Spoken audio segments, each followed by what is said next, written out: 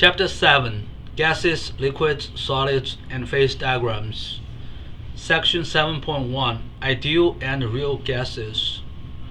What are the major differences between a real gas and an ideal gas?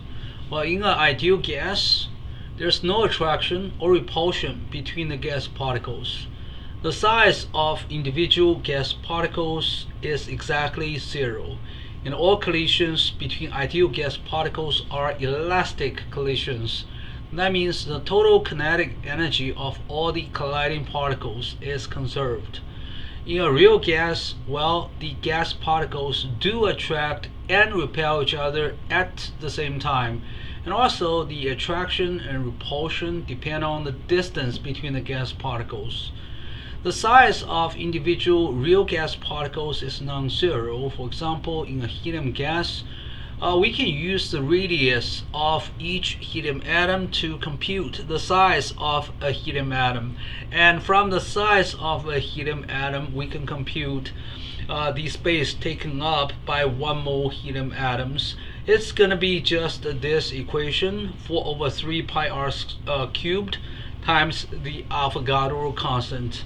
In this equation, r is the radius of one helium atom.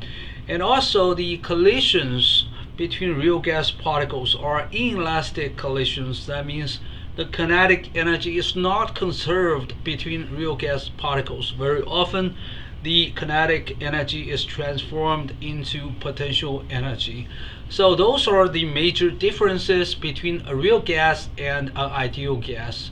In this real world, all gases are real gases. Even helium, neon, and argon are real gases. However, they behave more ideally than many other gases because those are noble gas atoms. Helium, neon, argon, although they do attract and repel each other, but the attraction and the repulsion between noble gas atoms are typically small. And even small molecules such as H2 molecule and nitrogen 2 molecule, they often behave more ideally than many other gases. One reason is there's no non-zero dipole moment in H2, and there's no electric dipole moment in nitrogen 2 as well. So the attraction between hydrogen molecules and the attraction between nitrogen molecules are pretty small. And also they have fairly small sizes. That means if you use the Van der Waals equation, the parameters A and B of these two gases are pretty small, and they behave nearly ideally. For a real gas, we can use different models to describe their behavior to connect pressure, volume, and temperature of real gases. The Van der Waals equation is commonly used in physical chemistry because this equation is pretty simple. There are only two parameters, and the calculus that involves the use of the Van der Waals equation is easier than if we use some other equations. So now let's look at this equation. This is the Van der Waals equation. If we have ideal gas equation, it's just P equals RT over V sub M, or molar volume. But now we have V sub M minus B. This is just to subtract the molar volume of the gas by the space taken up by 1 mole such gas particles. And also there's an attraction term. When we have a larger attraction, we have a lower Van der Waals gas pressure. So this equation is commonly used in physical chemistry.